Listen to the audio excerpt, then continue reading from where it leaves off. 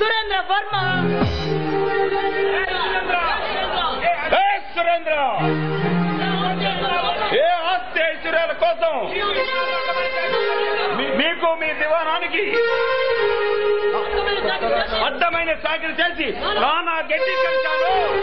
ఆ ఆస్తి కోసం మీరు అడ్డుగా నిలిస్తే నిలవను నరికేస్తాను. అంతవరకు నువ్వు ప్రాణాలతో బతుకుంటే కదరా అనాథలమా వచ్చి మా ఆదరణ కోరి తిన్నింటిగా సన్నం వేసావు కదరా. లాంటి మా అన్నదమ్ముల మధ్య చిచ్చు రేపావు కదరా. ఆ చిచ్చును నీ వెచ్చని రక్తంతో ఆర్పుతాను. పిచ్చివాడా, నేను పనిగట్టుకుని వచ్చింది నీ చేతిలో చావటానికి కాదురా, సరాసరిగా స్వస్థానికి పంపించడానికి. అయితే ముందుకు రారా. ఈ రోజుతో నీ చరిత్ర గీతకు సమర గీతం పలుకుతాను. అయితే కాసుకోరా.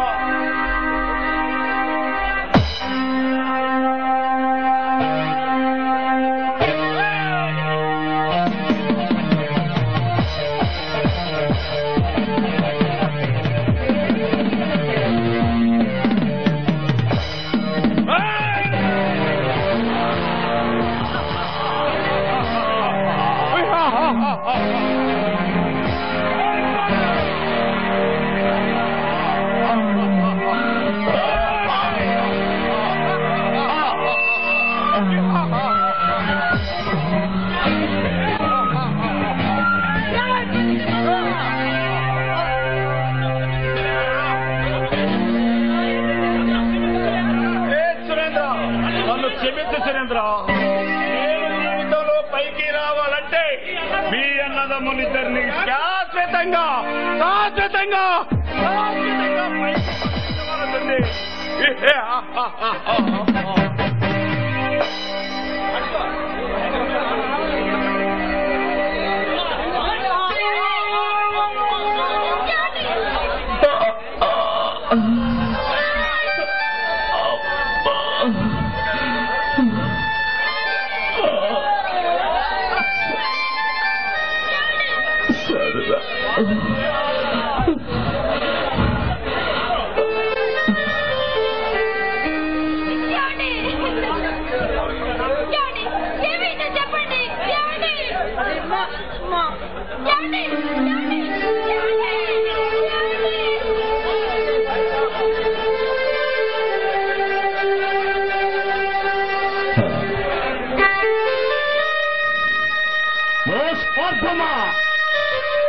నీ స్వార్థ బుద్ధితో ఎంతమందిని పెట్టుకుంటావు?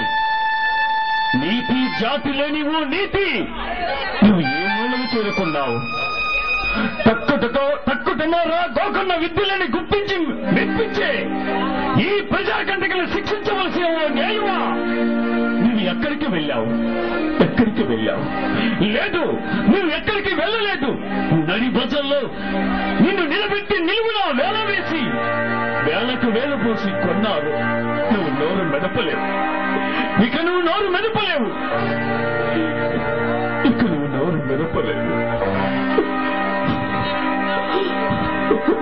స్వార్థమా, నిన్ను కూడా తాకట్టు పెట్టి ఈ చట్టానికి దూరంగా వచ్చారా? ఈ మహేంద్ర లాంటి నయ వంచకులకు రాజకీయ నాయకుల పలుకుబడితో,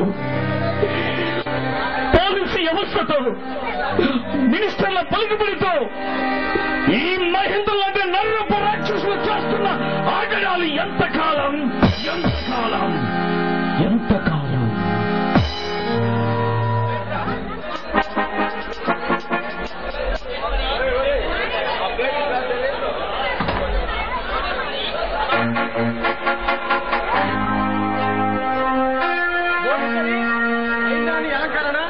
అబ్బబ్బా, సురేంద్ర చూడాలని అడే ఉళ్ళో ఏదో మర్చిపోయానండి.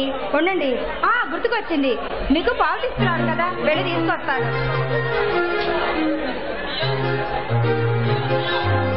అయ్యో అన్నయ్య, మీరు తీసుకొచ్చారేమిటి? నేను తెచ్చాను కదా. ఇందులో జమ ఏముందమ్మా, తీసుకో బావగారు.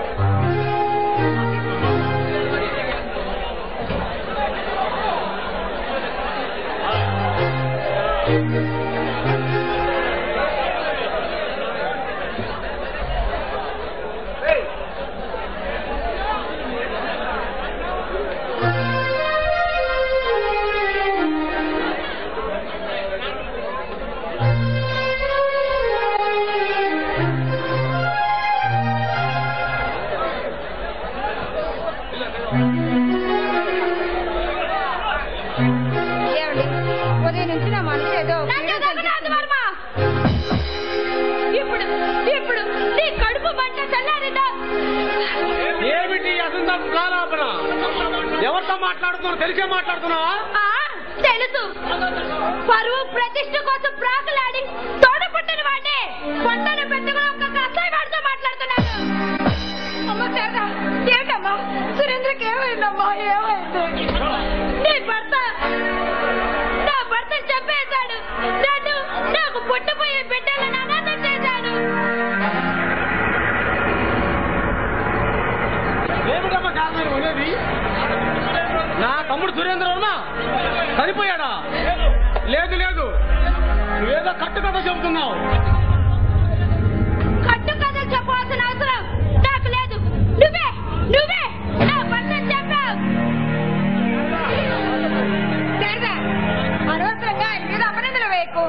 ఆయన ఏదో ఆవేశంలో మిమ్మల్ని బయటికి వెళ్ళిపోమన్నారే కానీ మీ మీద ప్రేమలే కాదమ్మా. మీరు వెళ్ళిపోయిన తర్వాత ఆయన ఎంత కుమిలిపోయారో నీకు తెలియదమ్మా. నీకు తెలిసింది అంతవరకే, కానీ నీ భర్త తేనె పూసిన కట్టే.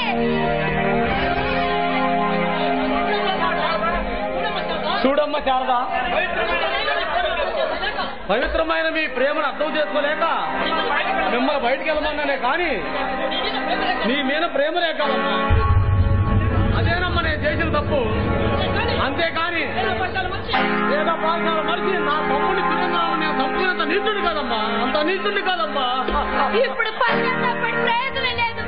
నేలరాలిన నా నుదుటి కుంకుమ, పగిలిపోయిన నా గాజులు నన్ను నా బ్రతుకుని వెక్కిరేస్తున్నాయి.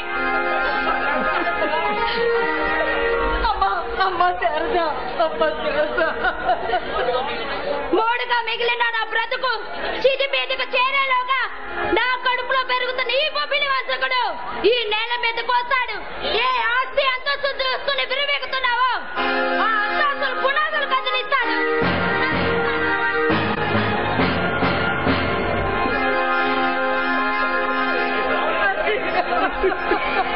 భువనేశ్వరి, నిజమా భువనేశ్వరి? మన సురేంద్రకి లేడండి, మన సురేంద్ర వర్మ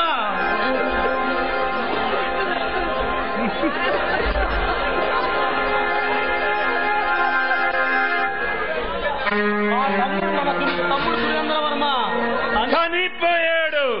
లేదు లేదు, నేనే నరికి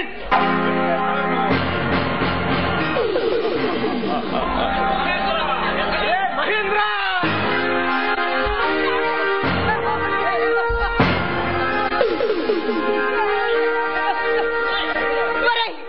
దుర్మార్గుడా, అయిన వాడు అని ఆప్తుడు అని ఆదరించిన అన్నదమ్ములకే ద్రోహం తలపెడతావా?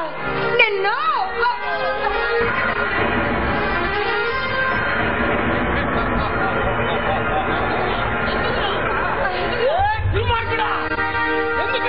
ఎందుకురా ఏం చేశాను మేము? ఎందుకురా ఇంత దుర్మార్గం పని చేశాను? మీరు నన్ను ఏమీ చేయలేరు. ఈ ఆస్తి కావాలి, అంతస్తు కావాలి. అందుకే మీ అన్నదమ్ములిద్దరిని హతమార్చాలనుకున్నాను.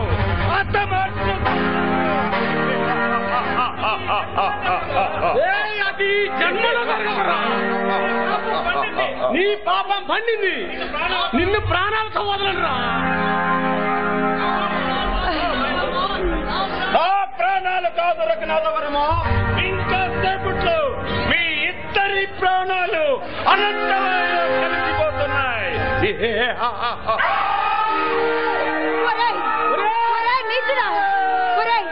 ఈ పాపం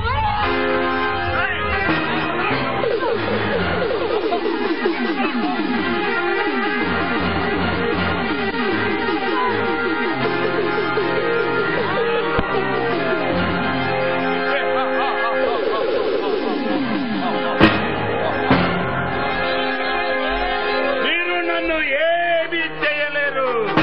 కానీ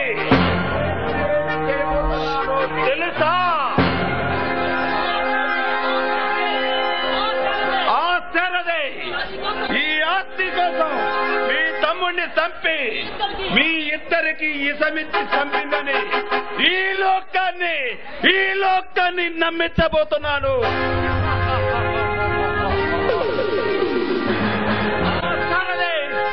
సరాసరి జైలుకి పంపిస్తాను.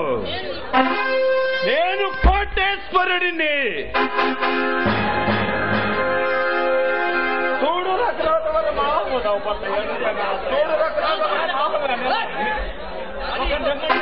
నేను బావా చుట్టూ ఎందుకు తిరిగాను? ఈ కోట్లాస్తి కోసమే. చెల్లెమ్మ అంటూ నీ కొంగు పట్టుకొని ఎందుకు తిరిగానో తెలుసా? ఈ ఔశ్వర్యం కోసం. ఇప్పుడు ఈ ఔశ్వర్యం అంతా నా సొంతమైంది. ఇప్పుడు ఈ మహేంద్ర కోటేశ్వరుడు ఈ మహేంద్రకి తిరుగులేదు. ఈ మహేంద్ర కోటేశ్వరుడు.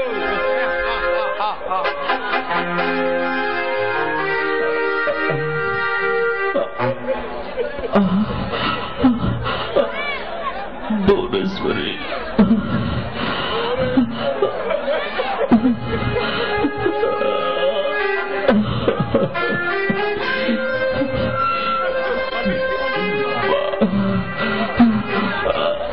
భువనేశ్వరి,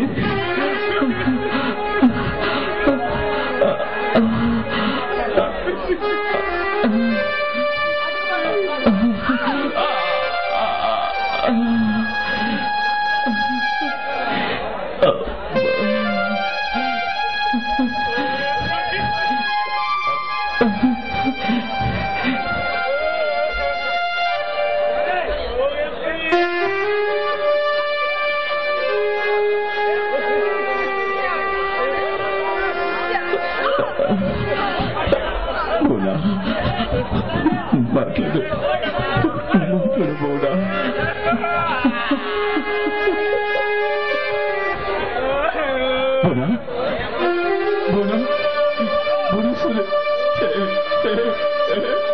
భువనేశ్వరి,